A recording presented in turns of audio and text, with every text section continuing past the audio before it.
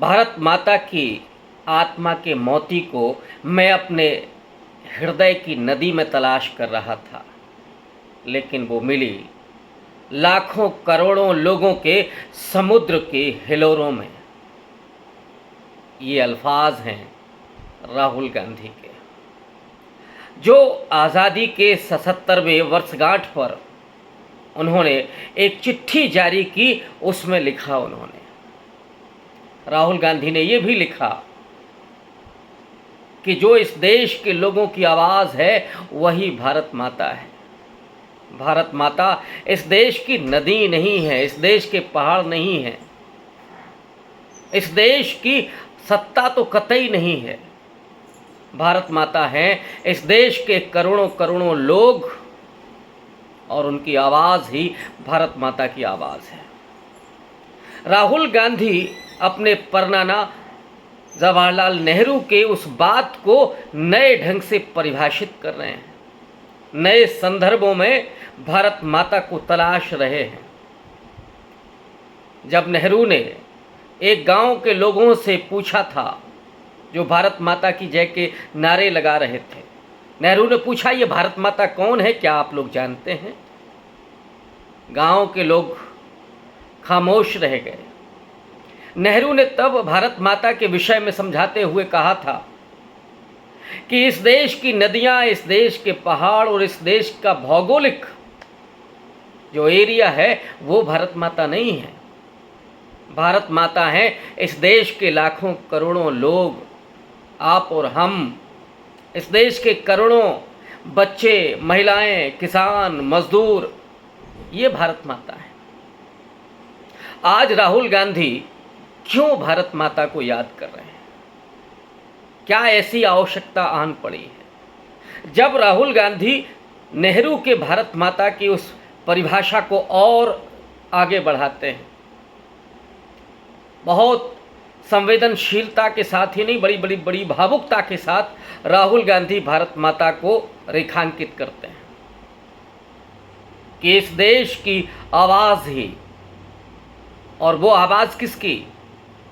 उन्होंने भारत जोड़ो यात्रा के प्रसंगों को याद किया कि वो छोटी सी बच्ची जिसने राहुल गांधी से आकर के बात की, वो किसान जो मजबूर था, कर्ज तले दबा हुआ था, वो नौजवान जो बेरोजगार थे, वे विकलांग जो पीड़ा से व्याकुल थे, वे माताएं, वे बुजुर्ग और वे महिलाएं जो राहुल गांधी से बात करने के लिए, राहुल गांधी को अपने माहौल से, अपने स्थितियों से रूबरू कराने के लिए आए थे, उन आवाज़ों को जब राहुल गांधी ने सुना तो वो कहते हैं कि हमारे भीतर का सारा अहंकार गायब हो गया। मेरे पैरों की और कंधों की जो पीड़ा है वो भी गायब हो गई, क्योंकि हमने लोगों के जिन पीड़ाओं को सुना, जिन मजबूरियों को, जिन मुश्किलों को जब सुना, तो मेरे भीतर का अहम ख़त्म हो गया, मेरे भीतर का दर्द ख़त्म हो गया। और वो कहते हैं कि भारत माता क्या है, उसकी आवाज़ क्या है, इस देश के करोड़ों लोगों का दर्द, उनकी संवेदनाएं, उनकी मुश्किलें, बच्चों का वो हास परिहास और नौजवानों की वो उम्मीदें, आकांक्षाएं, यही भारत माता की आवाज़ है। कितनी सुंदर परिभाषा राहुल गांधी कर रहे हैं। लेकिन सवाल ये कि क्यों राहुल गांधी जब ये कहते हैं कि इस देश के लोगों की आवाज़ ही भारत माता की आवाज़ है, ऐसे वक्त में जब इस सत्ता में बैठा हुआ वो व्यक्ति जिसने आज तक कोई प्रेस कॉन्फ्रेंस नहीं की, जो कभी लोगों के बीच में जाकर के उनके दर्द को, उनके एहसासों को, उनकी बातों को, उनकी परेशानियों को नहीं सुनता, बल्कि एकालाप करता है, अपने मन की बात करता है, और वो व्यक्ति जो बेहद अहंकार से भरा हुआ, जो 56 इंच की छाती को बताता है, उस दंभ के साथ ये कहता है कि अगले वर्ष फिर हम तिरंगा फहराएंगे। ये इस देश के नागरिकों का अपमान, इस देश के मतदाताओं का अपमान है। एक ऐसे वक्त में जब मणिपुर जल रहा है, जहां दो दो वीडियो इस तरह के देखे गए हैं कि महिलाओं की इज्जत पर डाका डाला गया, ऐसी नफरत और ऐसा विभाजन आज़ाद भारत में शायद ही गुजरात के दंगों के बाद देखा गया हो। क्या वो मणिपुर की महिलाएं भारत माता नहीं हैं?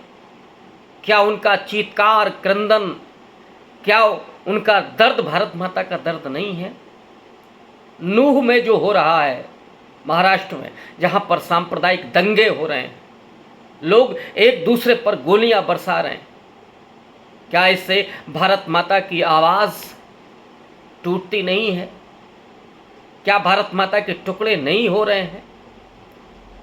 जहां लोगों को एकजुट होकर के देश की तरक्की में अपना योगदान देना चाहिए। नेहरू ने अपने भाषणों में जो कहा कि जब तक देश में शांति और सौहार्द कायम नहीं होगा, देश तरक्की नहीं कर सकता। लेकिन आज खुलेआम देश में दंगे हो रहे हैं। कहीं गोरक्षा के नाम पर गुंडे दलितों और अल्पसंख्यकों की लिंचिंग तक कर रहे हैं। कोई भाजपाई अहंकार से चूर एक आदिवासी के मुंह पर पेशाब कर रहा है, तो क्या भारत माता दर्द से कराह नहीं उठती होगी? क्या लोगों के अपमान से भारत माता का अपमान नहीं होता होगा? और एक प्रधानमंत्री है जो खामोशी से, अहंकार से भरा हुआ सिर्फ अपनी बात कहता है, अट्टहास करता है भरी पार्लियामेंट में। ठीक वैसे ही जैसे द्रौपदी का चीरहरण हो रहा था और कौरव अट्टहास कर रहे थे, वैसे ही वो अट्टहास करता है। शर्म, लाज, हया सारा कुछ जैसे घोल करके पी गया है। ऐसे वक्त में राहुल गांधी भारत माता को याद कर रहे हैं, भारत माता को फिर से परिभाषित कर रहे हैं। भारत माता की आवाज़ क्या है ये लोगों को बता रहे हैं। ये वो भारत माता जिसे आज़ादी के आंदोलन में क्रांतिकारियों ने सृजित किया था। अवनींद्रनाथ टैगोर ने भारत माता का चित्र बनाया था।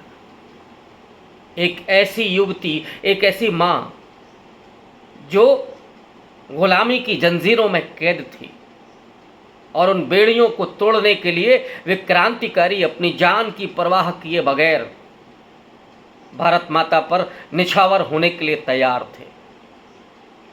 और इस देश को बचाने के लिए, इस देश में अंग्रेजी हुकूमत का खात्मा करने के लिए वो एकजुट हुए थे।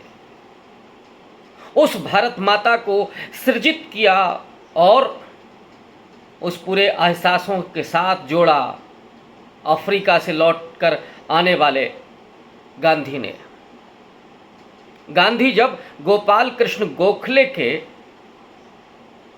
आदेश पर, उनके सुझाव पर देश भ्रमण पर निकलते हैं, उत्तर से लेकर के दक्षिण तक देश को पहचानने के लिए निकलते हैं, उसको समझने के लिए निकलते हैं, क्योंकि देश प्रेम का ढोंग करना और देश को जानना, देश को समझना, देश के लोगों को, खेतों को, खलिहानों को, किसानों को, मजदूरों को, महिलाओं को, आदिवासियों को, दलितों को जब तक पहचाना नहीं जाएगा, जब तक उनके दुख दर्द में शामिल नहीं हुआ जाएगा, तब तक झंडा उठा करके भारत माता की जय बोलना ये महज नौटंकी होगी।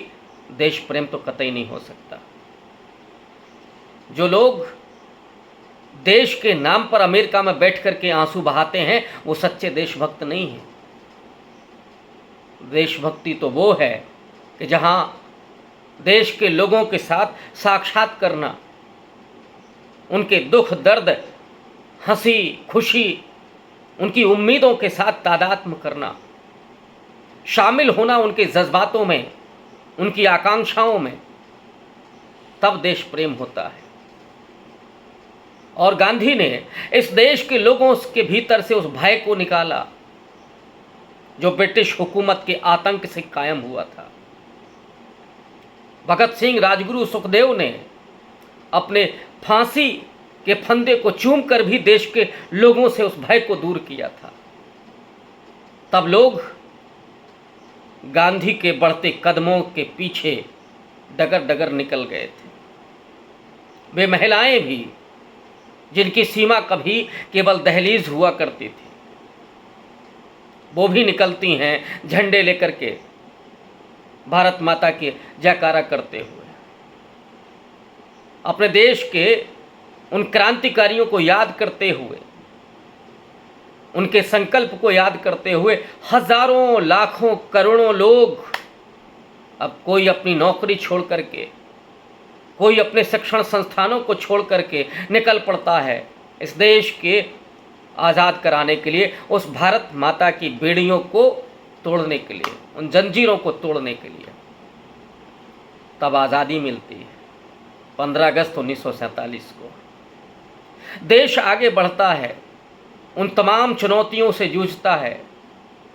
सिर्फ राजनीतिक आज़ादी नहीं, बल्कि आर्थिक स्वतंत्रता और सामाजिक समानता की डगर पर भी आगे बढ़ता है। तमाम संवैधानिक संस्थाओं के जरिए, शिक्षण संस्थानों के जरिए, तमाम सरकारी उपक्रमों के जरिए इस देश ने लगातार परिवर्तन होते देखा, देश आगे बढ़ा। लेकिन जो चुनौती थी, वो चुनौती आगे आकर के आक्रामक ढंग से खड़ी हो गई, यानी सांप्रदायिकता का जहर। वो जो हिंदू राष्ट्र को लेकर के जो लोग इस देश के स्वाधीनता आंदोलन में भी अंग्रेजों के साथ खड़े हुए थे, जो अंग्रेजों की दलाली कर रहे थे, माफ़ी मांग करके जेलों से बाहर आकर के पेंशन पा रहे थे, ऐसे तमाम लोग मौके की तलाश में थे। वो देश को गुमराह करना चाहते थे, भारत माता के आंखों पर पट्टी बांधना चाहते थे। वो कामयाब हुए। देश के लोग शायद उनके मंसूबों को भांप नहीं सके, और यही कारण है कि आज देश के लोगों को नहीं सुना जाता, बल्कि जो हुक्मरान है, जो सत्ताधीश है, वो केवल अपने मन की बात सुनाता है। जहां लोगों के अधिकार छलनी कर दिए गए, जहां मीडिया गुलाम मंडी में तब्दील हो गया, जहां सुप्रीम कोर्ट पर भी पहरा बिठा दिया गया है, जहां पर भ्रष्टाचार की पूरी नदियां बह रही हैं, जहां पर गरीबी निरंतर बढ़ रही है और अमीर धन्ना सेठ होते जा रहे हैं। धन कुबेर उस राजनीतिक सत्ता के साथ मिलकर के इस देश के गरीबों का शोषण कर रहे हैं। किसानों की खेती पर नज़र लगी हुई है उनकी। वो कारपोरेट, वो उद्योगपति इस देश के लोगों की स्वायत्तता को छीनना चाहते हैं और उन्हें केवल मजदूर बना करके जोत देना चाहते हैं।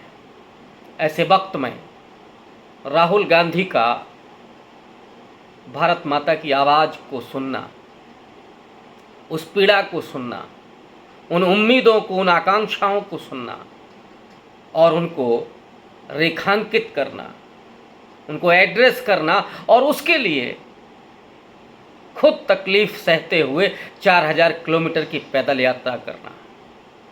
और उतना ही नहीं, राहुल गांधी के लिए वो रामेश्वर भी भारत माता हैं, जो अपनी गरीबी और मुफलिसी और इस देश में चरम महंगाई के कारण आज़ादपुर मंडी में जाकर के और बेबस लाचारी में लौटते हैं। उनके आंसुओं को, उनके जज्बातों को कैद किया एक चैनल के पत्रकार ने, और उसने इच्छा जाहिर की कि क्या मैं राहुल गांधी जी से मिल सकता हूँ। राहुल गांधी उस भारत माता की आवाज़ को सुन करके उसे अपने घर ले जाते हैं, उसे भोजन कराते हैं। राहुल गांधी ने हरियाणा के सोनीपत के उन खेतों में भी भारत माता की आवाज़ को सुना था। उन किसानों की पदचाप के बीच धान के उन पौधों को लगाते हुए जो आवाज़ आ रही थी वो भारत माता की आवाज़ थी। जो किसानों के चेहरे पर जो उम्मीद थी और जो एक सत्ता से बेबसी थी, जो दर्द था, वही भारत माता की आवाज़। उसको सुन करके राहुल गांधी पहुँचे और फिर उनको आमंत्रित किया अपने घर पर। सोनिया गांधी और प्रियंका गांधी ने उनका इस्तकबाल किया, उनकी अगवानी की, उनको भोजन कराया, उनके साथ नृत्य किया। गोया भारत माता प्रसन्न हो रही थी, भारत माता को जैसे उसके बच्चे मिल गए थे। वो भारत माता वहाँ पर भी मौजूद थी जब राहुल गांधी कुछ मिस्त्रियों के बीच पहुँचते हैं, उस मोटरसाइकिल के कारीगर के बीच पहुँचते हैं जिसके साथ वो बैठ करके उसको सीखते हैं। आज राहुल गांधी ने जो लिखा कि वो तमाम कारीगर, वो मोची, वो विश्वकर्मा, वो नाई, ऐसे तमाम कारीगर, तमाम हुनरमंद, उनकी आवाज़, उनकी उम्मीद वही भारत माता की आवाज़ है। किसानों की आवाज़ भारत माता की आवाज़ है और उसको राहुल गांधी आज शिद्दत से याद कर रहे हैं। और इसलिए याद कर रहे हैं कि उसकी आवाज़ को शायद दफनाने की साजिश चल रही है, बल्कि उसको बहुत कुछ दफनाया जा चुका है। और उस भारत माता के बच्चों के साथ उन लाखों करोड़ों किसानों, महिलाओं, गरीबों, वंचितों, दलितों, हुनरमंदों, पिछड़ों, अति पिछड़ों, अल्पसंख्यकों, इसमें ईसाई हों, मुसलमान हों, उन सबको जो पीड़ा पहुंचाई जा रही है, उनके अधिकारों को जो छलनी किया जा रहा है, उसके साथ राहुल गांधी जुड़ करके उस भारत माता की आत्मा को याद कर रहे हैं और वो कह रहे हैं कि ये मेरे हृदय की नदी में नहीं बल्कि करोड़ों लोगों के समुद्र की हिलोरों में वो भारत माता बसती है और उसी आवाज़ को वो सुनना चाहते हैं, उसी को वो सैल्यूट करना चाहते हैं और उसी के लिए वो इस देश में डगर डगर चलना चाहते हैं, लोगों को सुनना चाहते हैं, भारत माता की आवाज़ के साथ अपनी आवाज़ को जोड़ना चाहते हैं। यही राहुल गांधी का मिशन है और ऐसा लगता है कि भारत माता भी राहुल गांधी के उस मिशन को कामयाब करने के लिए दुआएं दे रही हो, आशीर्वाद दे रही हो। शुक्रिया।